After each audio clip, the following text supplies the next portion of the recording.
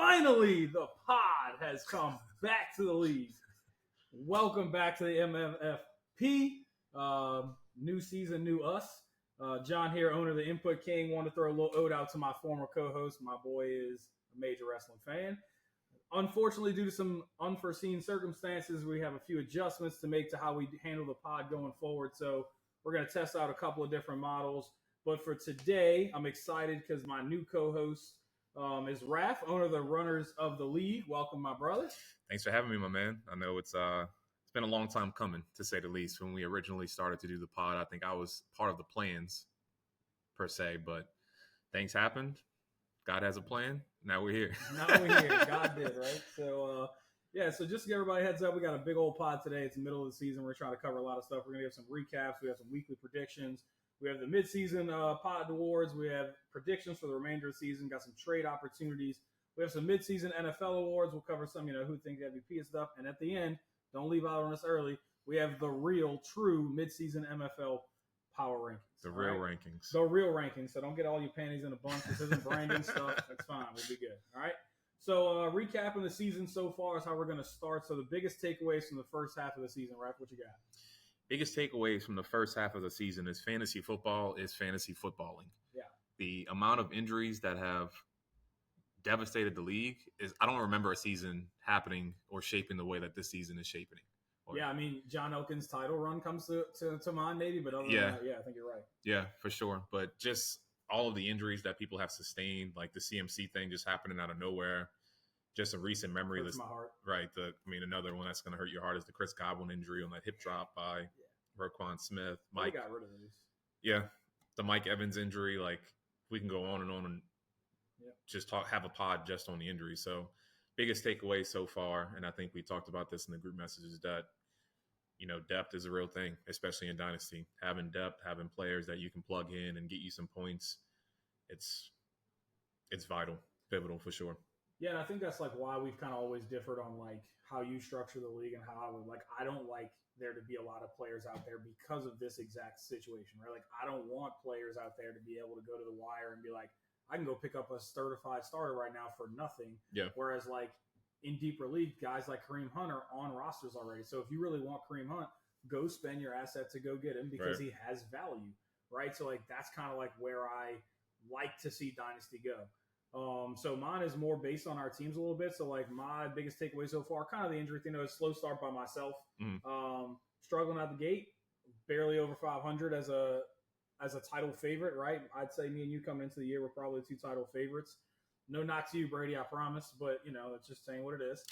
And really, I've kind of struggled out the gate, even though my points per game have been there. I just haven't won all the games I'm supposed to win. So partly on me, I'm not starting the right guys all the time, but having a deeper team has allowed me to kind of weather some of these things. The second one is my boy Brady. Slide proving that the title is not a fluke. He's off to a great start. He's got you this week. And I think I don't think that people thought that was going to be a thing. Right. You know what I'm saying? I think Brady being really in the conversation of best team in the league is a surprise, which is good for the league. Yeah, I think a lot of people just thought he had a Cinderella run to the title. And it is what it is. He won the chip, but Can't take a lot of people didn't have him, top 3 teams in the league going into the season. So that is a huge takeaway. Another thing that I will mention as far as biggest takeaway from the season is that I don't think anybody expected John Elkins' team to look as it is now. So the last bullet on my point right here is John Elkins. Yeah. So his team is shaping up. He got those 2 LSU boys on his roster that are kind of carrying and helping him lift them up to victory. So the addition of Malik Neighbors and BTJ just I think it sped up his rebuild a lot quicker than people anticipated, right? Which makes his trade, which kind of everybody talked about last year, look even better, right? He traded his first away to Brian, and now he's got Brian's instead of his own. So really, he slid up at least, let's just say it's 4, maybe 3, at worst. 3 spots are valuable. Yeah. You're talking maybe another first round pick to move up from 1-4 to 1-1. You know what I'm saying? It's a big deal, man. That trade looks even better than it did before. Yeah. And my favorite thing that John has done to this point is that subtle shot he made at PC when he said that. What he said, I saw what it did to Pastor Chris to be impatient. So that means I'm going to stay patient. Preach patience, my brother, because I'm telling you, that's what it is. If you're going to rebuild, you got to rebuild in take his time. And he's done that. Like, he even moved some of those older pieces at the beginning of the year that were going off, and he's done it the right way. Like, hey, I'm going to move this, and I'm going to get a young asset, or I'm going to get another, pick down the road. And those things are they're helpful. Yeah. I like his outlook a lot. I do as well. Then we're going to move on to just our favorite trades, kind of some things that have gone on. We haven't had a bunch of them since the last pod, and we talked about a lot of it with, we talked about the James Cook, Derrick Henry stuff last time. So really since then is what we're going to talk about. What's your favorite one? My favorite trade, and honestly, it's a trade that hurts me, and it's the most recent trade that I've made, and it's with Brady. And I would say it's my favorite trade for him because Ayuk is now hurt. So I essentially gave up Josh Jacobs, who's he's like RB15. In most circles, a top 15 back, right? Absolutely. I essentially have a receiver that I can't use until next year, who hopefully comes back and is the Brandon Ayuk we know. Has he been knocked out for the year? The ACL was torn? Mm-hmm. The ACL was torn. So I think Brady unintentionally got off one on me by trading Ayuk. But I mean, I think that those are those are always the best trades. Like not that your guy got hurt, right? But like, I remember when Brady made the trade and Ayuk goes off, he's kicking himself. He's like, I can't believe I did this. This is terrible. And it's like, bro, like, you made the trade for a reason. So like, let it play out. And then things just happen. Like, it's unfortunate. Like, nobody wants to see Ayuk get hurt. Like, that's not what, but like, when you look back and you start kicking, it's like, man, like, why did I make such a dumb decision? And all of a sudden it's like, oh, it's the greatest decision I ever made. Right? Because I got rid of Ayuk. So I always think that those are interesting where like you do it for the right reasons and then something kind of bad goes and then it goes really good in the other way. It's always interesting. My favorite one so far, I got three, but one of them has been was Chris getting Amari Cooper for Zach Moss, a second and a fourth from Cody. For nothing. Yeah, I mean, Amari Cooper for a second, I don't think is terrible. Like, he is 30 or 31, I think. So I'm not literally like terribly mad at that. What year was the second? Younger, 25. So it is this year. Okay. So it's not a terrible, like, he's not waiting a bunch for it. So I didn't hate the value. I just think now the trade to Buffalo makes that trade look a lot better, right? Because now Amari Cooper is in a pass-happy offense as the number one guy, and he's going to be good with a quarterback. He went from Deshaun Watson, and then he'd be going to Jameis. So, like, I guess maybe Jameis wouldn't have been terrible because he's going to chuck it up, but it's a run-first offense, so it's hard. I love that trade for him. And then the other one is I actually liked my own trade. It was my favorite one, getting rid of Aaron Jones for the first, the second, or for the second and the first and the third. That's a good one. But I like it on both sides. Like, I know that people really think I like got over on Chris, but he got Aaron Jones and a second this year, right? So Aaron Jones is RB8. He just had another decent day. He didn't kill it, right? But he had 11 points last week when he came back from injury. I think he had 25, 21.6. 21. So like, in the last 2 weeks, he's averaging 16, which puts him literally right at the top 10 to 15 running backs. To get that for arguably just a second round pick, because he gave up a first and a third, but he got a second in return, so he didn't like super overpay. And the first is in 27, so I think that's a good move now for him. It's raised his floor, the same thing that the Amari Cooper did even without the Buffalo trade. And then I got a younger piece in return down the line for an aging guy that could have seen my lineup, but more than likely wasn't going to see my lineup consistently. Yeah, I think what was interesting about that trade when I first saw it come across my screen, we were at Bob and we were eating at that restaurant. I forgot the name of the restaurant. Down the table and there he goes. We were at Square Roots. Yeah, and I didn't see the second that he got in return. So when I looked at it, I glanced and saw that it was a first and a third for Aaron Jones. And I'm like, this dude just swindled PC down the table from me. How could I let this happen? But the more I looked at it, face down the table. Yeah, the more I looked at it and like actually considered what it was, I was like, it's not that bad. I just assumed that any trade that Pastor Chris engages with you, he automatically loses. So I start from that position. He lost the trade until it's proven that he wins the trade. Fair enough. Like, but I really don't like. And it's all serious. Like, I have openly told everyone that I trade with, like, this is what I value it, and this is how I see it. If you're different or you don't like, that's fine. Mm-hmm. But I literally tell you, like, hey, like, this is what he is. He's RB15. I don't want to move him for less than a first. We can make it kind of work on the back end, but he's not going to go. And then so we figured it out, and that's kind of how it ended up being. No, I think that's the way you have to go, though. Like, you set your own price, and if people are willing to pay it, and they pay it, and if not, they skedaddle. It is what it is, right? And you said you had one more trade, I think. Yeah, so my last one is actually Cody. So Cody, I thought kind of lost the one with Amari, but I actually think I thought he won this one. It was from you. So Cody got the 27, 1 and 2 for Kittle and Jonathan Mingo. So like he gets off of Kittle, who's an aging guy who's probably only worth maybe an upper end second, maybe second and something, and he gets the extra first thrown in there. And I think you were banking on the Mingo being the guy because that was kind of the reports coming out. He was ahead of Leggett. He had some promise finally, and I was a Mingo fan too, and that just hasn't panned out. Partly, I think, because of the Bryce Young drama early in the season, and then partly because I just think the addition of Deontay Johnson and then Xavier Leggett has been the guy I thought he would be, which is nice early. So Mingo's kind of been pushed to the side. Yeah. What does surprise me, though, is that Kittle is tight end 2 on the season and is essentially the only, he's the option out there. Yes.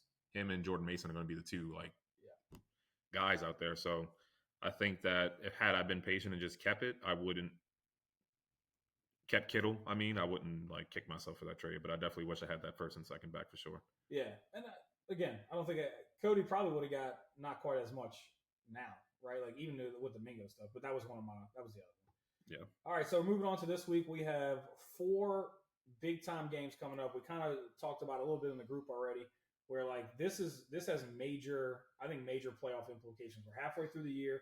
I think these are what basically set you up to get the run or are going to kill your run almost to start with. Right. So the first one I have is Input King versus the Legend of 88. It's me versus Nick.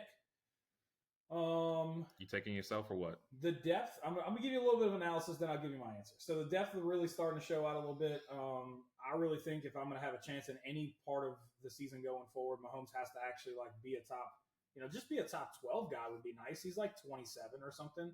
It's insane, which is crazy. I never would have thought a Mahomes guy would be that far down, even if he's playing badly, right? Right. Just weird. I'm getting thin, which is also really weird because I still think I'm the deepest team in the league. So to be kind of in a place where I'm really not starting a fantastic guy necessarily in every spot has been kind of weird. But I don't think Nick's team is very good right now. I just think it's been in a tough spot. So yeah, I'm taking myself to kind of get back to continue this role a little bit and kind of really push to the playoffs. There's reports that CMC comes back in 2 weeks. If that's what happens, I feel really good about where I'm at going forward. Yeah. If Mahomes obviously can just, be relevant. He doesn't even have to be QB 1 or 3. He just got to be somewhere in that middle. Yeah. I think it's a tough choice because I'm looking at the lineup here. And I think this goes back to a trade that I don't think we mentioned, which was the J.K. Dobbins trade. Nobody expected J.K. Dobbins to be this guy. Mm-hmm. So that's definitely one of the trades that I would put up there as far as favorite trades. But if I had to pick between you and Nick this week, I think it does come down to Mahomes, and he's playing at Las Vegas, and the Raiders always give them issues. Yeah. But I don't know. I think Mahomes, he does something for you this week. Especially with the addition of DeAndre Hopkins. He got a guy out there he can throw the ball to now, so I think they're going to try and get it to him. So yeah, if I had to pick between you and Nick, it's a coin flip, but I'm gonna lean you. I actually really like Xavier Worthy in this game. I know it's not really what we're talking about, but I really I just think we're going to talk about Hopkins and Kelsey and the running game. It's been I just think that's been the problem. I don't think that they're really taking shots. Yeah. And I know teams are just playing cover 2 behind them, but bro, if Worthy's even, he's leaving, right? So throw the ball down there and just let him run others. Right. Take a shot. I don't even care. But he's the fastest dude on the field. McCole Hardman's getting jet sweeps. Give the ball to Xavier Worthy. He's a first-round pick for a reason.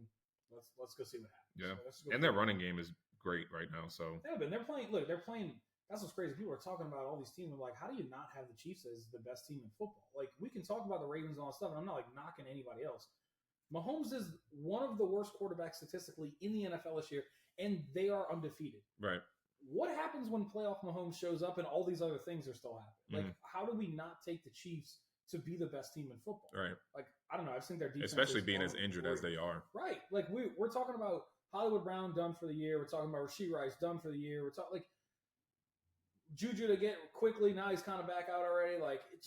It's just weird. I just don't know how you don't love this team going forward if they can find a way to get healthy. Pacheco comes back for the late playoff push, that kind of stuff. So next one's going to be Waddle Baby Waddle versus Wolves. I don't even know how to say his name. I don't know Kare Morin? Kare Morin. Never heard about that. Kare Morin. I don't know. Never heard. Don, I don't know, brother. You let me know, and I'll pronounce it better. But so we got Chris versus Don. What you got? Chris versus Don, man. Let me pull that up. I think that Kyron just went for 23, so we're recording this obviously after the Thursday night game. Yep. Aaron Jones went for 11. PC's actually projected to win by 53%. So, I mean, it is a coin flip between them two.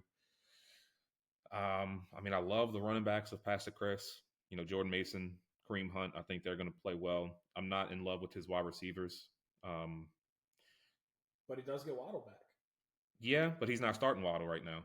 Could make a difference. He may or may not. I don't know. But he does have Waddle in his actual, on his lineup that's actually playable now. Then the Bills are playing at Seattle.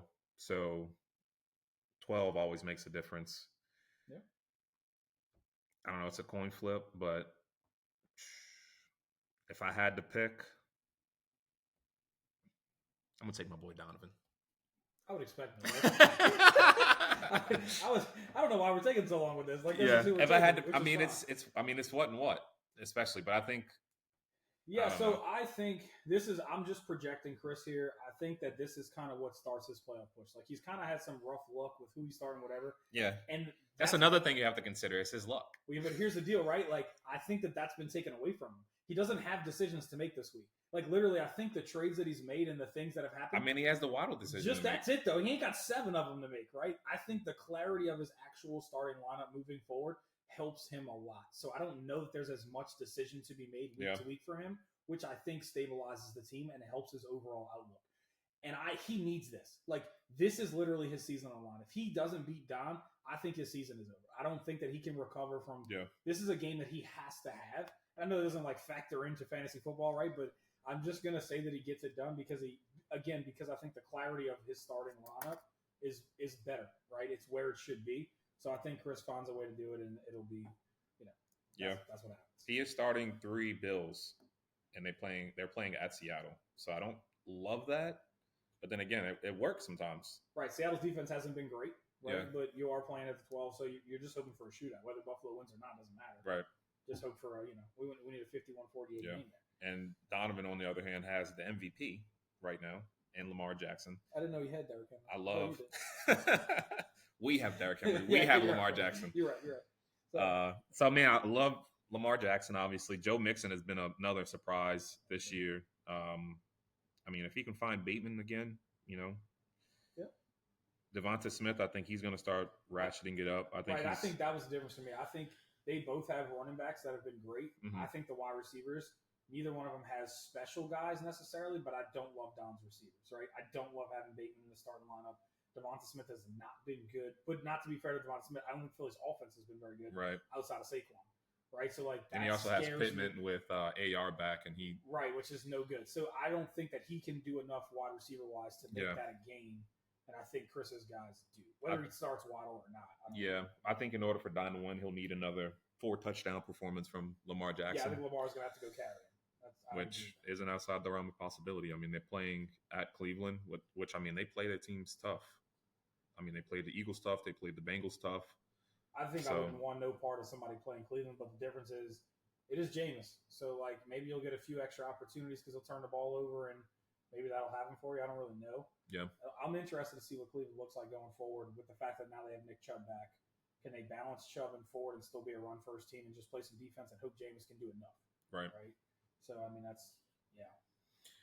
We'll see. That'll be a fun one. Next one is Runners of the League versus Sly Cooper Cup. Runners versus Sly. This is the matchup of the week as far as, show-stopping power goes. We got the what? I think y'all are 1 and 2 in the rankings right now. 1 and 2. We got 1 and 2 versus each other.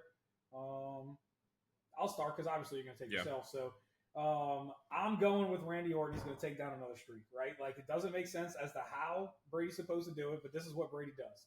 So I'm just saying that Brady stops another streak and I'm taking Brady. And I don't think that Brady's team's better than yours in any kind of way. I just think that it's one of them weeks he's just going to go catch one and the streak's going to end. Yeah. That's where it's at. What brings me pleasure, and I mentioned it in the group message last night, is that I survived Cooper Kupp and Justin Jefferson with them only combining for 38 points. I agree with you there, but the deal is they still outperformed, right? So but barely, by a point. I was expecting the game to be 30 to, I mean, it was a high-scoring game, but I was expecting, a 30-point game by each of them. Yeah. Talking about the teams, not them specifically, but I was expecting them to at least drop 45, 50. Yeah, it's true. So, and they have the capacity to do so. So them only scoring, and I say only, just because of how great they are. But that has given me confidence as far as my ability to win this week. Yeah. But with that being said, I am taking myself. I don't think that's a surprise there. Shocker, we don't take anybody else when we're playing something. But I do love myself. I think Pitts has been a surprise lately. I think he's being consistent, and I think that's always been his issue. Like, anytime I start him, I'm just expecting 10 points. That's all I need from Pitts, and that's what he's been giving me over the last 3-4 weeks. I think the disrespect on that guy is really, like, again, one of those mind-boggling things for me. Like, oh, he's a bust and all these things. I'm like, dude, like, watch that guy play football.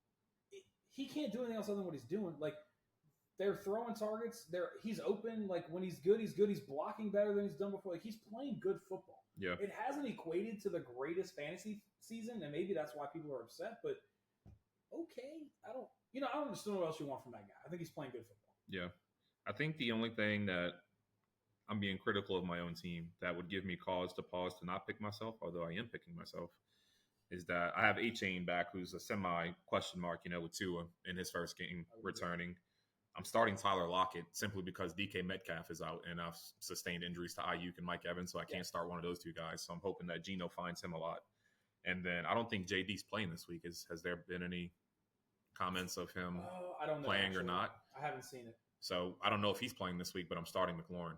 So I think that there is potential. I saw originally that JD was out, but then I saw that he's questionable. So I don't know if it was like somebody had wrong information the first time around.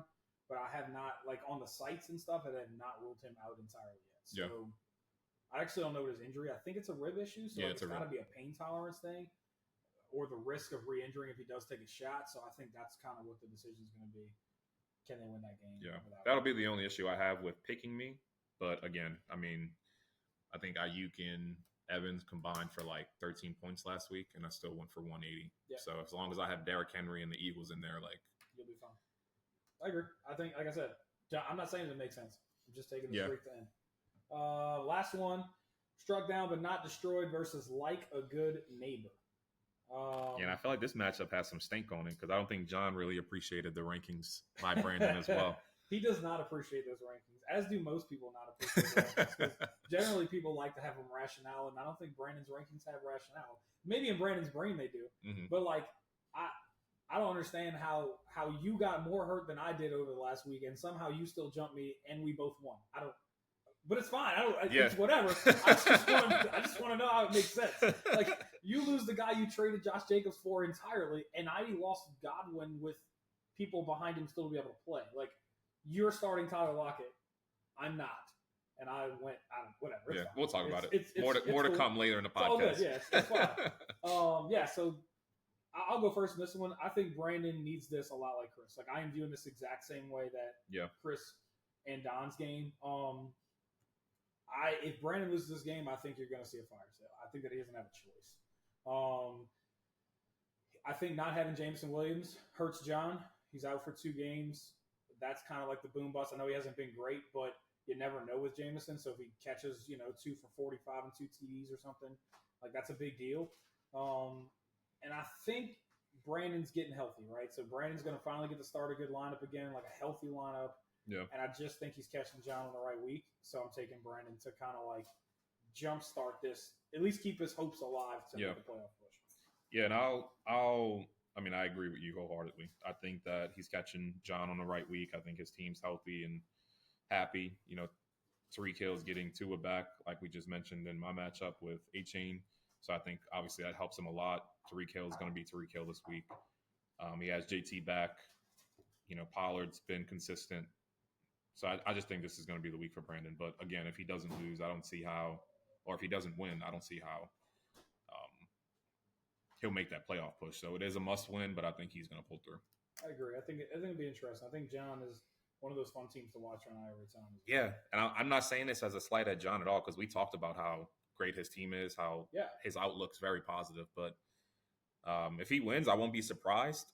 I will say that. It's fun to watch his team. It's fun to watch Neighbors do his thing. Dubs has been, catching some balls a lot lately since he threw that temper tantrum. Yeah, it's funny how, again, right, same thing like Squeaky Wheel gets the grease, right, or the oil. Like, he throws a fit and gets suspended for a game, and now he's got more targets than anybody on the team. So it's Caleb Williams has been on fire lately. Bucky Irvin's been racking up some numbers. So, I mean, he has a team to go out and upset, but I just think that this is a week for Brandon. Yep, I agree. All right, so moving on to mid-season MFFL awards. So we're only going to do 3, fellas. We're going to do most valuable team, biggest underperformance as a team so far, and then the biggest surprise team.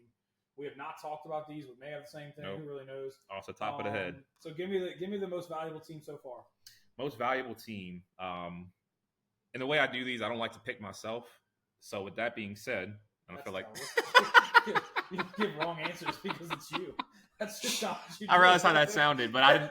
It's me, guys, but I'm not going to pick me because I don't want to sound boastful. I wanted to preface anything that I say as far as the awards go because I'm trying to not be biased and pick myself. I realized how terrible that sounded. Dude, that's the great part about this pod. We can be unbiased and still pick yourself. Like we can say that like my MVT, the most valuable team, is RAP. It is not being biased. It's the fact that you have the best team right now. You lead the league in points. You're undefeated. It's not a discussion about who this is. Like, I love my team. I think my team is better than yours overall, but right now it doesn't matter what I think because the record and the numbers say something. Oh well, I mean, if you pick that, it's just what it is. Because I was gonna go my boy Brady, most valuable team, just because of what we've already talked about. Yeah. Like his team has proven that it's not a fluke. That run wasn't a Cinderella run. Like he's up there, he's competing.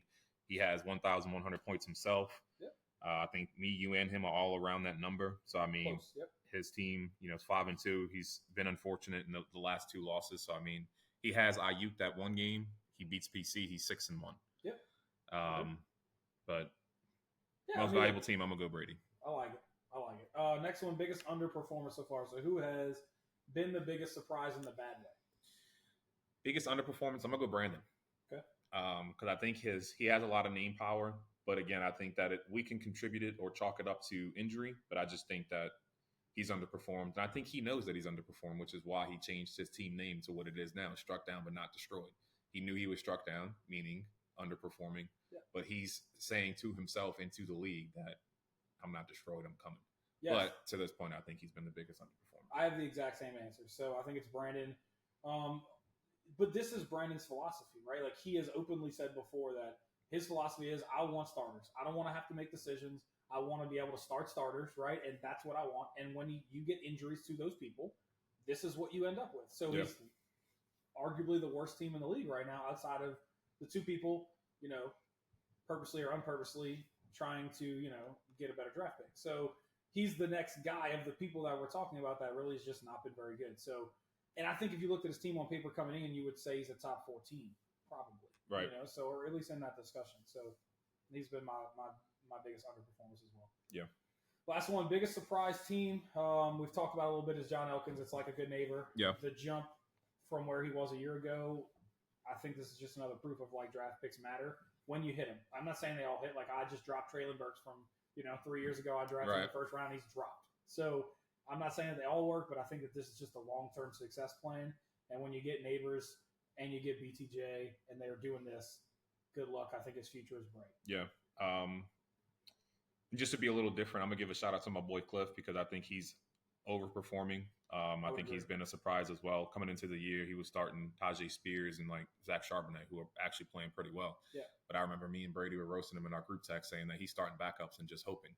And like sometimes that's all you can do, and sometimes it pans out. So I think that he's been a surprise for sure. I'll even say my hate on that Cliff thing too. Like I thought the trade that he made to get all the other pieces, right? When he gave up A-Chain, Pitts. Yeah, when he gave up the 2 pieces to get like first. 4. Yeah. Right? I thought it was a bad move. I thought he was going from the rebuild to like mediocrity to be in that spot for a while. And I still, to be open, I think that that's still kind of the case with his roster, but he's overperforming what I even thought he would do. So right. Like I don't think I didn't have Montgomery playing as well as he's playing now. I think he's RB 13 right now. I think before this week when he got hurt, he was like RB 9 or RB 8. So I mean, he's carrying his team, and that's really all he needs is a solid running back or 2, and he's good with Marv and Chase. Yep. And Bowers is playing out of his mind right now. Bowers pick pick is a big deal. I love Bowers coming in. I just didn't love the situation, and again, it proves it doesn't matter. Some people are just QB proof, right? I.e., neighbors with Daniel Jones. Yeah. And you just bet on talent sometimes, and that's what happens. So definitely biggest surprise. Got to give it to my boy John and Cliff. I like it. So now we get to the fun stuff. We're gonna have some MFFL predictions for the remainder of the season. So we're gonna talk about who do we think. We're gonna start with who we think is gonna be the best record. Who's going to finish the year with the best record? Obviously, you're undefeated right now. Yeah. Does that hold? Do you think even if you're not undefeated, do you think you end up retaining it by the end? I did put myself down here for this for best record because I have a gauntlet over the next 3 weeks. I have Brady, Nick, and you. And then after that, I'm essentially playing my division again, which is 2 wins guaranteed, and then you got one that maybe if Brady pushes the envelope one time, then it is right. So let's say I lose the next 3. I'm 7-3, and then I go on and at worst you're going to finish what? What are we talking? 11-3, right? 11-4, 10-4, whatever it is. Right, and almost everybody, with the exception of Brady, has 3 losses. So even if I dropped the ball the next 3 and went out, like I'm still gonna have the best record. So yeah, I agree. I think it would be surprising to see you get caught. I think something would have to happen bad for you, like injury wise or something. Not that we're talking about that, I promise. But I think that's the only way you get caught as well. All right, here's a fun one. Who makes the playoffs? Yeah. And for the deal here, I'm letting everyone know I did a little bit of homework on this because I really wanted to have some thought. This is off the dome for Raph, and I'm really interested to see like what he says. So I'm here. Have you seen that meme recently where it's like, I think somebody sent it in our group message, and it was like the person who drafts based on research and the person that drafts based on vibes? Yeah, no doubt. You're the research guy right now. I'm just the vibes. I feel you. I'm here for it. Based strictly off vibes right now. I think the top 3 are. I feel like everybody would have these 3 people, and that's me, you, and Brady. I would agree. So I have those 3, and then I think the next. And then we get interesting. I think 2 of the 3 are surprising because I have Cliff, I have Pastor Chris, and I have Nick. Okay. So that's strictly off vibes. We have no Wilson brothers in that in that 6. I'm just letting y'all know. Yeah, no Wilson brothers. I think he has both. I think Bryce is what? Out. Bryce is like 5th right now in rankings. Yes. He's 6th. So I mean, they have a lot of people in that bunch, obviously, of 4 and 3, 3 and 4, who's going to be fighting for those, couple playoff spots. But I just think Cliff, PC, and Nick pull through. All right, so I'm going to tell you what I did. I took the first 3, and then I took the next. I think that there are really only 4 teams that have a chance to fight for 3 spots. That's my personal opinion. So I don't have Cliff or John in that discussion because I don't think that they're deep enough and they will continue to do what they're doing. That's what my thought process is. Wow. And the reason for the Cliff thing is simply because of the division. So it's Brady, Cliff, and Nick, right? I think that Nick is a better team. Mm-hmm. So I'm taking Nick to win that when it comes back to the division, which essentially is, and I think he's not going to beat Brady. So it's essentially going to take him out of that race. And then I don't think that him versus Don is a given, even if he were to win. So he could technically go into it and lose his 3 division games. Right. And I think that that's hard to get in. And I think that was my deal. I couldn't put 3 teams from that division into the playoffs. So I didn't have Cliff involved. So I took the 4 that I think have a chance that are going to fight for 3, which is Brandon, Chris, Bryce, and Nick. And I basically worked their schedules out for the rest of the year. So this is what I have. Just so everybody knows. Yeah. So Brandon and just because we don't have video, I want to alert you guys to the fact that he has a piece of paper right now with 4, right, with his info, 4 people in their records drawn up for the rest of the year. And I will send the picture. I will have the proof for you. And you can screenshot it when you beat this and tell me how I did or didn't do well. So I had Brandon week 8 versus John this week. I have him winning. But then I have the gauntlet where I just think he loses it all. So I have him losing to Chris in week 9. I have him losing to Brady in week 10. I have him losing to Bryce in week 11. I have him losing to you in week 12. And then he gets the 2 buys at the end of the year, which is Brian and Cody. So I have him finish in 3 and 4, which finishes him at 6 and 8. So that's where I have him ended. Now, you could talk about him maybe taking an upset somewhere, whether it be Chris or Bryce. Maybe there's a chance he gets to both. I just don't think he beats both of them. So at best, I have him finishing 7 and 7. At ultimate best, I just don't think he'll do better than that. Right. So then I go to Chris. Chris has Don this week. I haven't beaten Don. He has Brandon next week, which I already said. I think he beats Brandon in week 9. He then has the bye week in Cody in week 10. He's going to beat Cody. Then he gets to Nick week 11. I think he does lose to Nick. I think Nick's team is just slightly better when it actually performs. And then I have John in week 12. Again, I just don't think John's team is going to continue to do what it's going to do. At some point, I think it's going to come back down to earth. Yeah. I have Chris beating John in week 12. I have him losing to me in week 13, and then I have him beating Bryce essentially to get into the playoffs. So he finishes at 8 and 6. Yeah. I think at worst he finishes 7-7, same as Brandon. So then it could be coming, whatever it is. Bryce, I have Bryce I think Bryce is the team to look out for. I think that he has the best run going right now, and I have him kind of continuing. So I haven't beaten Brian. Just to preface Bryce's team, because I don't think we talked about his team much, is like if he gets healthy, he's a good team. Well, and that's what I think. I think eventually he's going to kind of figure this out. Like he's going to get healthy, and it's going to continue to kind of like turn over. So I haven't beaten Brian this week. I haven't beaten Cliff next week. I haven't beaten Nick in week 10. And the reason I haven't beaten Nick in week 10 is it's a bye week for Nick. Like Nick is missing 4 starters out of his lineup. So I just don't think that Nick can overcome that. So I have Bryce beating Nick. And then I have Bryce beating Brandon in week 11. I have him losing to me in week 12. I have him beating John in week 13. And I have him losing to Chris in week 14. So I have Bryce finishing 9-5. Even if you say like he could beat Chris last week, he could get to 10-4. Like, I don't think that my division is locked up. Like, I think Bryce could make a run and beat me for the division. That's how good I think his team is. And then the last one is Nick. This is the one that's kind of weird. I have Nick starting out pretty rough here. He has me this week. I think he loses. He has you next week. I think he loses. Then he has Bryce again with the bye week situation in week 10, and he loses. So Bryce and Nick in the next 3, I have him going 0-3, which is kind of tough. Yeah. Then he gets Chris. I think he beats Chris in 11. He loses to Brady in 12, and then he beats Don and Cliff to come home to get in at 7-7. So if this pans out the way that it's supposed to, I have Brandon finishing 6-8, I have Chris finishing 8-6, I have Bryce at 9-5, and I have Nick at 7-7, which leaves Brandon out of the playoffs. So I have Chris, Bryce, and Nick getting in as my last 3 behind us 3. Could that change? Yeah, I think Brandon could win some games. I just don't believe in the depth of that team, and I know he's gonna. Down but not out and all the things, and I'm poking the bear, Brandon. I'm poking. He loves it though. I think he loves it. All right, he does. So I think that's just where I have it. And again, he could get healthy if Brandon were to get healthy and stay healthy the rest of the year. There's a chance that it does make a run. I'm not saying that that's impossible, but that's the way I have it. And I think realistically, I just think that's based on like remaining schedule. And again, Chris has these 50-50 games that he's got to win more than he loses. Yeah, Chris wins, but he doesn't win those historically. Agreed. But then he can't make the playoffs, right? Like if he can't win these games, he can't get in. So that's what I have. I have Chris figuring out a way to win some of the 50-50 games and get in the playoffs. Yeah. And I think Chris gets in. I think it's Nick. I think Nick and Brandon are the last 2 fighting it out. I think Bryce is a shoo-in. I think Chris is not a shoo-in, but I think Chris has a better opportunity based on what he has left.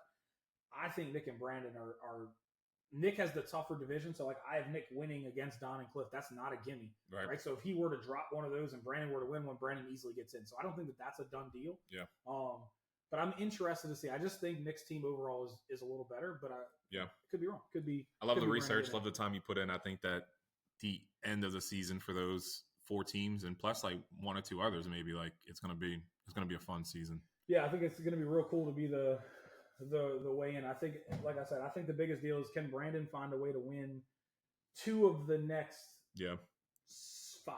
And he has to stay healthy. Like health is pivotal for him. Well, I don't think it matters. Like in all seriousness, I think that Brandon just has to win 2 games. If Brandon can win 2 of the next 5, and I'm giving him this week against John, so he's got to either beat Chris, Brady, Bryce, or you. If he can win one of those 4 games after this week, I think he gets in. I just don't have him winning one. Right. But that's not historical because he's going to beat Brian. He's going to beat Cody. Right. Like those are the 2 bye weeks essentially, and they're in his division.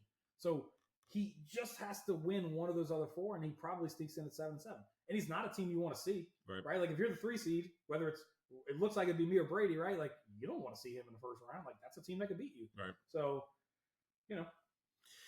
we'll see, man. It's going to be fun. So we did our playoff predictions. Who do you have winning it all? So I'm taking myself. And I'm doing this not as a bode to myself, but as a bode to the league. Historically speaking, the best team has never won the league, and you are going to be the best team to finish. So I'm not picking you to win. So I think the next best team is me.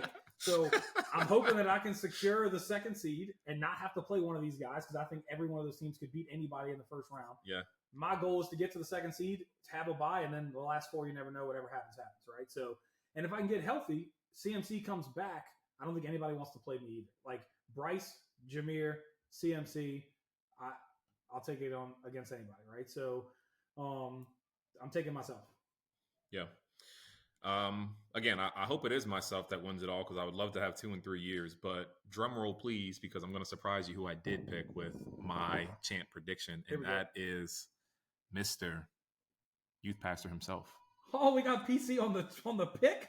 That's not like PC. No, Youth Pastor. Oh, we got Youth Pastor. We got Youth Cliff Pastor. We got Cliff getting all the way there. I think he rights his wrong. There's the teammate. It does actually get there. I think he rights his wrong from 2 years ago when he entered the championship proud. What a chance. He counted his chickens before they hatched that year, but I think he's repentative. He's, paid his dues, followed through what he had to do, stayed strong, and I'm going to pick him as my champ this year. That's crazy on the difference simply because I don't have him making the playoffs. So this will be that's why fun. I said wow whenever you mentioned. This is really crazy that's the difference. I like that. I think it's wide open, which is kind of fun. I don't think that there's anybody, even including us two. Like, I don't think that we're like going in like, all right, you're gonna need a miracle to beat one of those two teams. I just think that you have to play well and catch a little bit of a break. Yeah. Like, I think we're closer this year than we were previously.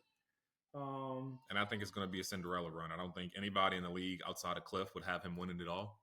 So I think it's going to be one of those things where, which has historically been what it is. Yeah. Right? Like, you can talk about Brady continuing the good, but that was a Cinderella run, right? Yeah. Like, John Elkins' run is a Cinderella run with all the backups. Right. Your Cinderella run to get there is the same thing. Like, you beat the best team in the league in the final. Whatever we want to talk about is whatever. Right. And even the first year was still the same way. Nick was a good team that year, but Chris had the best team, and I upset Chris. Right. So, like, same thing. Like, Cinderella run, Nick gets there to beat me instead of having to beat Chris. So, like, it's just historically speaking, the best team hasn't won it yet. Yep. So I'm going to say the trend continues.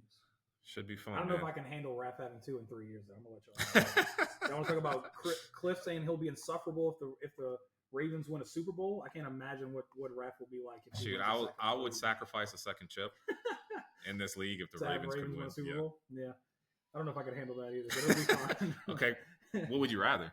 Me win my second chip or the Ravens win the Super Bowl? I don't have a disdain for either thing here. Like that, I think the only you had to pick though. I would pick the Ravens Super Bowl because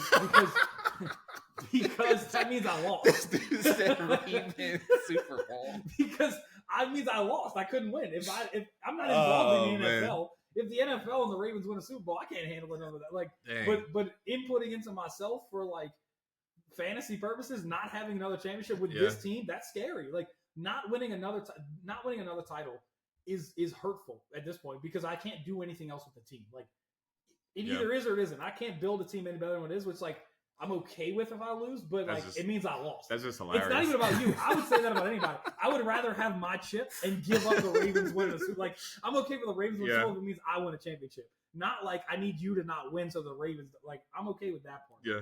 I just don't want to lose. That's the deal. All right. We're gonna move into some a little bit different stuff. We're gonna actually take a look at a couple of trade partners or trade opportunities we think are good for people. The trade deadline is coming up in about 3 weeks, I think it is. 2 weeks. So we're going to talk about just some set of things on some people maybe you want to sell high and a buy low. So what's your first sell high, or maybe your own? I'm not sure. First, well, I have 3. Okay. 2 of them are on one person's team, one on another. I think my first sell high has to be Chuba Hubbard.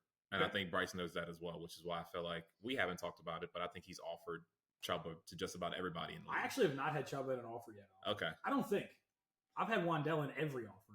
Yeah, I get Wandell and Christian Watson. I don't get Chuba. I guess because he sees my running backs. He's like, Chuba will get cut. Yeah, so. Which, I mean, I think Chuba is a nice piece, but I think that as far as his potential and how he can play, this is the best he'll play. That's fair. Especially with Jonathan Brooks coming back. I mean, the offense is taking a dip. They're starting Bryce again, which, I mean, could benefit him, but the offense is not going to be very good with the addition of Jonathan Brooks. I want to say this. So you have 2 people. Is the second person off of Bryce's team? Is your second person? Oh, okay. All right. Because my first sell high is off of Bryce's team as well. I have Devontae Adams. I actually think you should sell Devontae Adams right now. Because if you don't want to see him.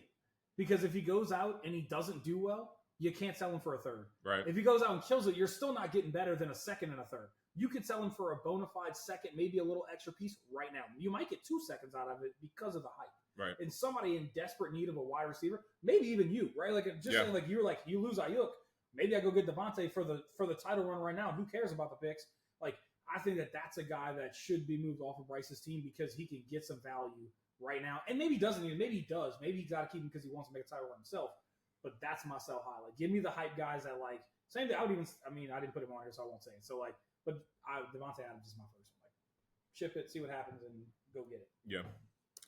Okay, who's another person you have? My second guy is actually on my team. I have Alvin Kamara. So Alvin Kamara, I don't think that's interesting. I don't think that he can outdo what he's doing right now, and we look like we're about to be really bad. So, like, if you got a real offer for Alvin Kamara, I think you'd almost have to move him. If you got a piece in return and a future asset, I think it would be really hard to not move him because I don't think that he's going to continue. Like, if they're bad, I know he just resigned, but we don't look very good.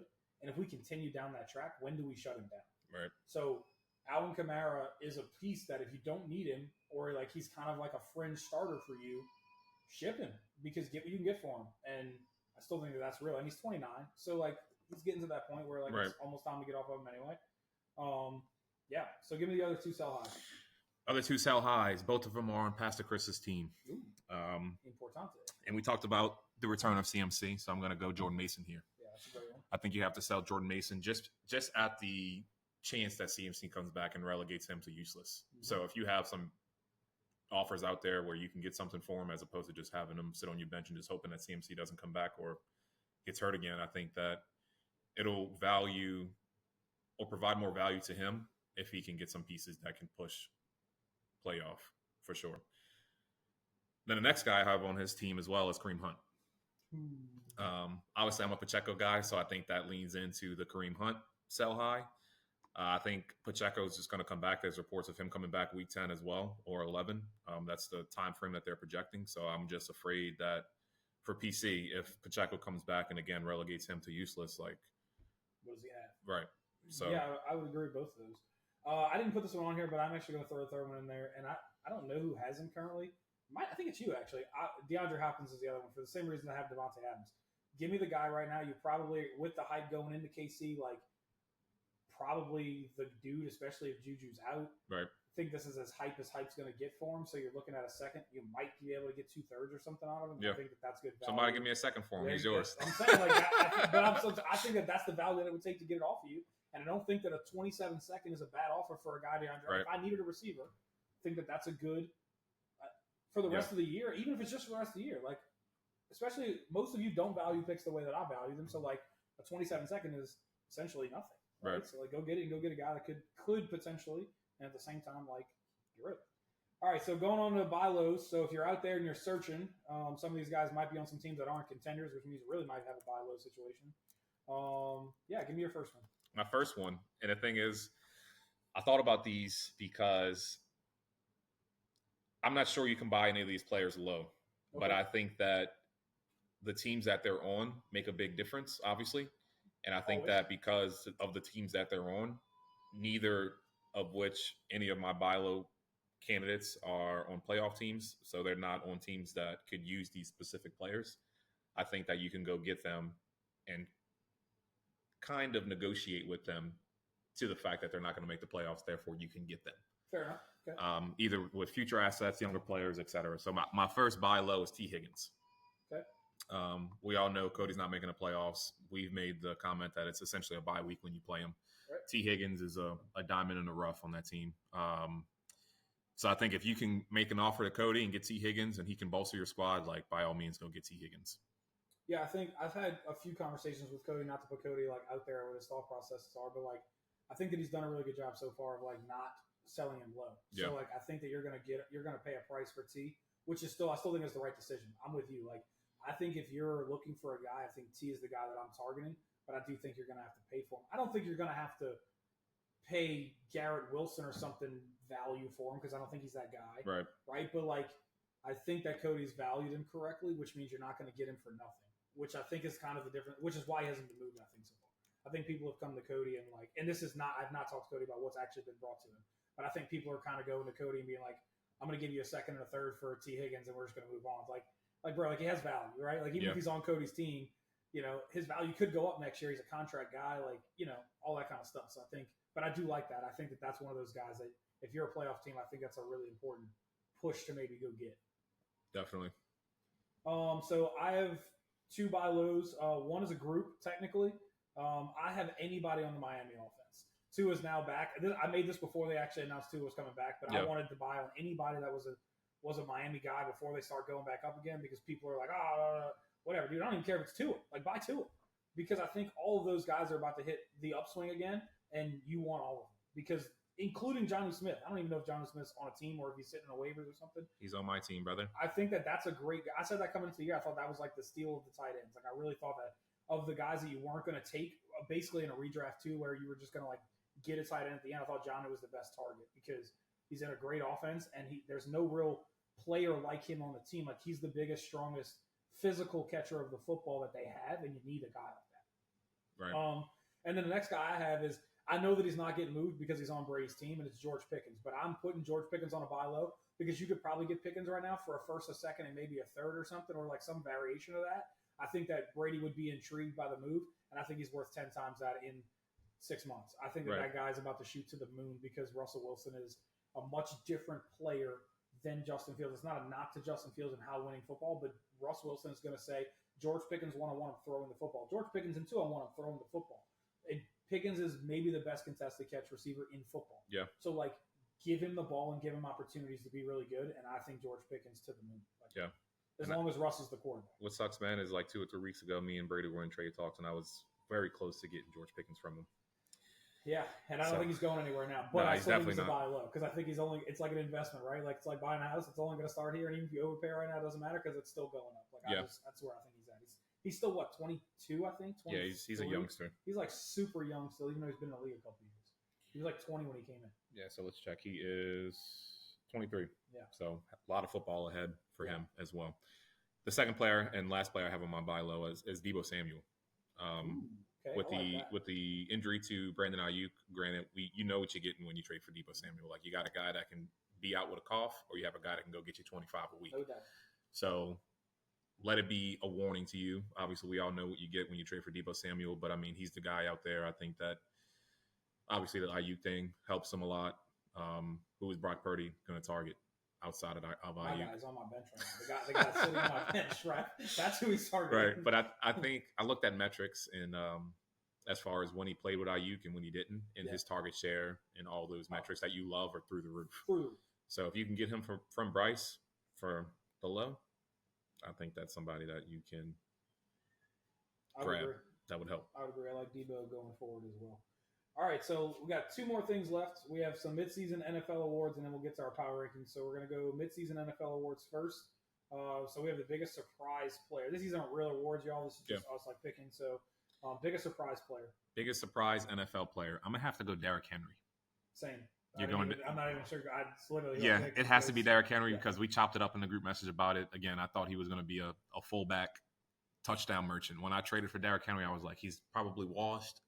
I just need them to get on a goal line and for him to punch it in, once, twice a game, hopefully. Right. Yep. And he's been much more than that, man. Agreed. He looks fast when he's out there running out in the open field. He's like juking. He looks like the best running back in football. Like, right. There's not a knock to anybody else. Right. Even the versatility stuff, like, you don't want to touch him. And as much as I disliked, I still don't think it's the right thing, but they've adjusted, like Baltimore's adjusted less out of the shotgun for Derrick Henry, done more pistol stuff to get in kind of more comfortable in what they're doing, which is owed to them. Like, great job. Right? He's looked really, really freaking good. And in our league, he's the RB1 right now. Yeah. So, there's without PPRs. Without PPR. Literally, he does right. He might have 7 catches on the season. I was going to say he's probably averaging somewhere around a half to 1 catch a game. Total. Right. So that's just unheard of. 1 catch a game, let's call it, and he's RB1. Like, the dude's just crushing it right now. So I think he has to be the biggest surprise. I would agree. So next one is the biggest bust of the NFL so far. I think I have a little bit of a surprise, so I want you to go first. Who I have here is actually somebody from your squad, but you're projected to get him back in week 10. I have CMC. Okay. Just because nobody knew. Everybody thought he was healthy coming into the year, and then it's a surprise. Yeah, he had a small calf injury. It wasn't talked about we was going to be out for 8 months. Right. Like, yeah. And I really feel bad. Obviously, we're talking about our league, so we have dynasty in mind, but people picked him 1-1 with the hope that he was actually going to be healthy. Brady, I need you to never pick that guy again. Okay? Let's just make this a deal. Don't ever take that guy again. All right. So just like, as long as he's on my team. Not that he's a bust because of he can't play. It's a bust because of his situation and what you have in him and what you trust him to be, and him to do what he's done over the last 10 weeks. Like, it hurts. I'm hurting for you. I would agree. So I actually have another guy off my squad for my biggest bust. I have Garrett Wilson. I think Garrett Wilson coming into the year was a projected I'd argue a top 3 wide receiver in the NFL. Yeah. I think the way that he was talked up, the way that he came out of college, his performances through the last 2 years with Zach Wilson, having Aaron Rodgers back was just like this godsend almost. Yeah. And it's been okay. I'm not saying that he's been awful, But even the things you've seen, like the drop passes or like the inconsistencies with him and Rodgers, his attitude between him and Rodgers, I just think that he's been the bust so far. It's so much so that they had to go get Devontae Adams. Yeah. Right? Like and I know they probably get Devontae whether he's killing it or not because it became available, right? And he's Aaron Rodgers' boy. But still, like, it's a little disappointing as an owner to just watch him. And, like, he just hasn't been the guy that I thought everybody thought around the league he was going to be. At least the way he was talking. Which is crazy to think about because you call him a bust and he's the wide receiver 5 right now. I Obviously, I don't think he'll continue that because of the addition of Adams. But I actually think the other way. I actually think that his numbers are going to be fine. I think his efficiency is going to get a lot better. The targets are going to drop by probably 4 or 5 a game, but he's going to catch the same amount of balls because right now he's working through doubles, he's working through brackets. You can't do that with Devontae Adams on the other side. Right. And the way that Breece Hall's now running the football again, I actually don't hate his fantasy value adding Devontae Adams. I really don't. I just think that he has not been the dominant player that I thought going into the year. And I thought he was going to take that next tier, that next step up into the I'm not talking fantasy wise, right? I'm just talking about in the NFL. Like, I thought he would be in the conversation with a JJ and a Jamar Chase. Like, I thought that's where he was. Like, that was the talent that you were drafting that he was a part of. So I really thought that was the deal. And I just didn't see that as much so far. Maybe that's because they were really like focusing on him and because he didn't have another guy on the other side, So I'm hoping that's the case, and maybe I'm just going to get proven wrong, which again I hope is what happens. Yeah. It was just weird, just watching him play. Not his numbers in the fantasy stuff, because I think his numbers have been fine. I just didn't love what I saw. Yeah. Another big bust that I have is it has to be ETN. I feel like ETN is the clear-cut biggest bust of the league. Like just watching Tank Bigsby take over that backfield, ETN become a non-factor. There's rumors of him being traded before the deadline. There's so many things stacked against him, and you expected more from ETN coming into the league, and he's just flopped essentially. So ETN's up there. Yeah, I would agree. That would be another guy that would be in that conversation. All right, so we're going to give the biggest surprise team of the year. Biggest surprise team. And I'm going to preface my comment by saying that this team has dropped the last 2 weeks. So they lost 2, but they were undefeated for 5 weeks, and that's the Minnesota Vikings. And I think that entire division has to be the biggest surprise. I mean, everybody in that division is playing well, but I think nobody expected the Vikings to be as good as they are. We kind of knew Sam Darnold to be a pumpkin, so we thought injecting Sam Darnold into that team was just not going to be a thing. But they rattled off some wins. I mean, it helps you have a Hall of Famer in Justin Jefferson. It helps that you have a number 2 in Jordan Addison, and they're getting Hawkinson back. Helps that they have Aaron Jones. So just watching that team play. Getting a healthy Aaron Jones is a really big deal to that team because I think that was the difference last year. The defense wasn't as good. Mm-hmm. They did make a lot of additions on the defensive side this offseason. Getting Van Ginkel, I thought was really phenomenal ad that people really didn't talk about. Right. And then you got Aaron Jones. I mean, Alexander Madison and Ty Chandler were splitting last year, and it looked like awful, right? Bad. So I think them being able to run the football is taking some pressure off of Sam Darnold, and then when you get to throw it, that's who you throw it to. So right. I would agree. So that was my team as well. I had Minnesota as the surprise team of the year, but if I had to pick somebody else, I would actually pick the Tampa Bay Bucks. I thought last year was kind of a fluke. They really snuck into the playoffs, and they gave Detroit a run. But I just didn't think they were that good. I still don't necessarily think they're very good, but Baker's outperforming what I think people thought. Now, we'll really see what they're made of with the Godwin and the Mike Evans injury for at least – I think Mike Evans is out at least 3 to 4 weeks. So we'll see kind of what they're good. How good can Sterling Shepard be for them? Is Cade Otton really that dude? It'll be a little more interesting. I actually think it helps the Rachaad White value and the Bucky Irving value because they're going to have to run the football more, and they're going to use the 3-headed monster, I think. So I think they're all going to get more attempts than what they previously had. So it'll be a little more it'll be interesting to see kind of like what their trajectory looks like or changes. And then speaking to the NFC North, though, man, like I loved every one of those teams coming into the year. Minnesota, I thought, was the worst of the bunch, like openly. But I thought people were really sleeping on Chicago. Like Chicago's defense last year was incredible. It was the best defense in football the last half of the year last year. And I thought coming in there wasn't going to change. It was only going to be, at least stay like similar. And then you're adding Caleb Williams and Keenan Allen, and you're getting Rome Odunze. I just thought there was no way, and DeAndre Swift. There's no way for that team to go up. And I think that they are found now that Caleb seems like he's got his feet wet a little bit and like kind of gotten underneath him. I think that that's a surprise team to maybe win the whole thing. Openly, I think that their defense is that good. If Caleb can be decent, I don't think the NFC is as good as it was last year. Being that Frisco's not as good. So now you have Detroit, which is playing great football, but are you peaking too early? Whatever. I think Chicago's kind of a dark horse to maybe get there. Yeah, I think the NFC is open. But what's crazy to think about when you consider the teams in the NFC North, the Lions are 1 in that division, 5-1. Vikings are 2-5-2. Packers 5-2. Bears 4-2. So it's going to be a bloodbath in that division. Correct. Which is crazy. And I think some other teams you just have to shout out are like the the Commanders. Dude, they're trying to get it back. You see that petition? The Yeah. They like really want it. Like there's like an Indian Federation like whole deal. They have overwhelmingly voted. They have like legitimately it's like 1 million signatures. Right. Like we want the Redskins name because it is actually something good for us. Yeah. Like bro, like the NFL, what are we waiting on? Because the Redskins have sounded way better than the Commanders. Right. Let's just be honest. So I mean, we all know and love Jaden Daniels. We saw what he did for LSU. I don't think anybody expected him to be that good that fast. I'm not sure if you did, but they're number one in the NFC East. They're just killing things over there. So so they were my dark horse to make a playoff push. Like coming into the year, and it was because of Jaden, but it was also because of Dan Quinn. I think the difference is the head coach. Like that defense went from water to like being decent, right? Like they couldn't stop anybody last year. They were terrible. They traded away their 2 best pieces last year when they did that, and then so then it just kind of like is what it is. So I like them coming in, but I agree. They're still a really big surprise. Yeah.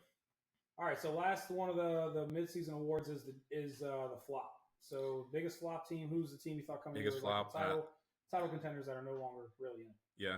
And I'll say this because they're near and dear to my heart. So it hurts me to put them on here, but I got to go to Saints. Yeah. I got to go, especially after those first 2 weeks, man. The first 2 weeks were just like. See, but all right, but here's the question you have to ask yourself, right? Like, are they the flop because you had expectations, or are they flop because of the 2 weeks, right? Because I had expectations because of the 2 weeks. Right. My expectations coming in were right where we're at, buddy. Like being 2-5 is essentially where I thought we would be. Like looking at the beginning of the year schedule, it's like we're going to win week 1, and then we're not going to win for 4 weeks. So we're kind of on pace to where I thought. Now we're bad because we're injured, but still. That's a great question because I think that plays into my expectation because after those first 2 weeks, I was like, dude, we can win it all. Yeah. You know how it is being a Saints fan, especially we look like we could win it all. Though. Especially dominating the Cowboys the way we did. Clint Kubiak doing his thing. I would agree. Yeah, and Dennis Allen said sometimes you got to pop out and show them, and the only thing he popped out and showed since he said that was some losses. Yeah. So it's been tough being a Saints fan, but that's definitely who I would have as the biggest flop. So my biggest flop is the New York Jets. Going back to basically they had one of the best defenses in the league last year. Aaron Rodgers comes back, supposed to be a savior to the franchise. He looks terrible. He's not in sync with the guys that are around him. He gets Saleh fired. At least they moved on from Nathaniel Hackett. I think they've looked better the last 2 weeks, but they still haven't won games. So, we'll see. But I think that they have a worse record now than they did with Zach Wilson a year ago. Yeah. But it was Zach Wilson's fault. So, last thing we're going to leave you with is a Super Bowl prediction. And I think ours are going to be different. Yeah, I think very different. I would venture to say that you have the Kansas City Chiefs 3-peating. I have the Kansas City Chiefs 3-peating against the Detroit Lions. Okay. That is my Super Bowl prediction. I think that this is the year that Lamar finally gets over the hump of Patrick Mahomes. Nothing different out of your mouth. So I actually have Ravens Lions. So okay. I think so same as the Lions. I like that. Yeah. I would say that would be my collision course for what it looks like. And again, if they played right now, I would pick Baltimore probably. I would pick Kansas City, but I would think Baltimore would win. I think that Baltimore's playing better football all the way around. And that first game, man, week 1 was a banger. Yeah, agreed, 100%. It came down to the same thing. Will Lamar make the plays in the spot, or will Pat Mahomes make the plays in the spot? And right now, Lamar's playing better than Mahomes. So if they were to play right now, you would think Lamar would make those things. And I think Derrick Henry, they've kind of figured out the Derrick Henry thing. Yeah, that's what I was going to bring up. Yep. Changes kind of. I think if you play that right now versus week 1, I think maybe it's a different result just based on Derrick Henry. All right, so last thing of the pod, we're going to leave you guys with a little bit of some fun. Mid-season MFFL power rankings. So this is rankings that we just chose. We didn't talk about them. We didn't discuss anything. Just completely vibes. Yeah, this is more vibes than it is anything else. I can tell you that. So you want to go first? Or you want me to? I'll go first. So first, even though I've complained, the first 6 weeks of the season as far as you going from the bottom or you going from the top? We'll go from the bottom. We'll go from the bottom. Okay, we'll go from the bottom. Right. Okay. So I think that the bottom 2 are no surprise to anybody. It's got to be Brian, then Cody. Okay. And then I have struck down but not destroyed. Ooh. All the way down at 10. That's payback. That's what that is. I'm putting that out there. He's got Brandon at 10. Brandon at 10. I got my boy Donovan at 9. Okay. Wolves. I got Neighbors at 8. Okay. Spartan Ghosts. Or that's what it is. Ghosts of Sparta. Mm-hmm. Yeah. And then I have Bryce, then PC, then Nick, then Brady, then me, then you. So you have me at 1. I got you at 1. Yeah. Okay. I think I was surprised to see myself as at 1. Again, we already talked about this with the addition of Ayuk's injury and Mike Evans' injury. I think that would have solidified me at 2 versus beforehand where I thought I should have been 1. I think now it's more reasonable for me to be 2. So we're not very similar, truthfully. Like I think we have a lot of mix up here. So yeah. This is interesting. So the bottom 2 are the same. I have Brian at 12. I have Cody at 11. I have Donovan at 10, which isn't the big jump for you. But Brandon is the biggest jump of where I have him versus where you have him. So I have Donovan at 10. I have Cliff at 9, which again goes back to what we talked about in the playoff stuff. Like we just value Cliff differently, which is fine. Then I have John at 8, and then I have Brandon at 7. I think Brandon, when he gets healthy, and I think he's now healthy, so I can't put him. I feel weird putting him any lower than that. I have PC at 6. I have actually, it's really interesting. The Wilson brothers are 2 things that we have very differently. I have Nick at 5. I actually have Bryce at 4. I think Bryce's team, again, when healthy, his starters look really good. So I have him at 4. Then I do have Brady, and then I do have you 2 and me 1. For me, the only reason I have myself 1 is the 2 reasons. 1, for the Brandon Ayuk and the Evans injuries right now. And then for me, it's the CMC coming back. Like I would not have had myself 1 if I wouldn't have seen the news that CMC is supposed to come back sooner rather than later. So if CMC wouldn't have come out the year, I don't think that I'm the best team. But with CMC, I do. So we'll see kind of how that plays out, but that's where I have it. But the difference is, truthfully, is I have Brandon 7 and Bryce 4. You have Brandon 10 and Bryce. I have Brandon 10 and Bryce 6. Yeah. So we have the same difference. They just, And obviously it's subjective. It's power rankings. How we feel the power is shaping out in the conference. And so so let's just talk about one thing and then we'll kind of get out of here. So let's just talk about Brandon being that far. Why is Brandon that far down on yours? Like, why would you put Don ahead of Brandon in particular? And I know it's Don, so it's different. But I think it's how, and it's subjective, right? It's how you define power. Okay. Like Donovan's coming off of a Lamar Jackson 5 touchdown performance. Joe Mixon went crazy. Bateman went crazy. So like in the event, I'm thinking like real life NFL, how they do it. In the event that somebody has a really good game, they are going up in the power rankings. I would agree with that. Okay. So I have Donovan over him simply because of the games that his players had last week. Phenomenal week by him. Brandon has looked terrible. Yeah, so, and historically, Brandon has just looked bad. I mean, that's fair. Nothing that is in his control. His players have just been hurt. And I understand that there's the potential to regain a lot of those players and get healthy again, which he is this week. So I think he doesn't stay at 10. I just think for the time being. Before it happens, you're putting him where, I would agree with that. Yeah, and then the other one would have been Bryce for me being that high. It's the same thing. I think Bryce is the 4th ranked team right now. Is he 6? He is 6, yeah. Because we're both 4 and 3. So his point score is pretty high, I believe. I didn't check that one. Yeah, it's 967. So I mean, it's hovering on 1,000. He's in that range. That's why I had him so high. And again, like Nick's team's been weird to figure out, and same with PC. Like PC's really good and he plays the right guys and he's really good, but he hasn't done that so far. Mm-hmm. So it's been kind of weird to put him up there, and Bryce has. And I think that's why I have Bryce so high. I mean, I think the reason why I have Bryce that low is because I don't love his running backs. I mean, he has Chuba, which I already mentioned, right? Should be a sell high candidate for me. And then he also has Swift and Willie. Although Swift has been picking it up a lot lately, he's RB17, and then Javonte Williams. You never know what you're getting with him. True. But Puka is coming back. Puka, showed out Thursday night, and then Nico comes back and he maintains his efficiency before he got hurt. I mean, who knows, man? I think that this is how I would have it right now. Yeah. But again, it's always subject to change. I like it. I think it's interesting. It's always fun to put some different ones out there and kind of see what's going on. So fellas, that's a wrap. This was fun, man. I'm glad we kind of got it back going, and I'm glad got a little co-host situation figured out. We'll kind of add some people as we go. I think kind of add a little roundtable action. Yeah. As we do this, and just kind of keep it going. Probably try to do it, I guess, every few weeks. It won't be a weekly thing. But yeah, I'm excited to kind of see where it goes. I think the next one will be around probably trade deadline time. Yeah, we'll see what those looks like. And it's been fun, man. I feel like I'm stepping in on behalf of Tom Brady. So I second that. I hope that you guys have enjoyed my contribution. I know I'm not quite Brady, but I'm giving it my all, D. and I hope that I made you proud with this podcast. So love you guys. Let's have a great season. It's going to be a blast. Yeah, man. Great one. Let's get up out of here, and peace.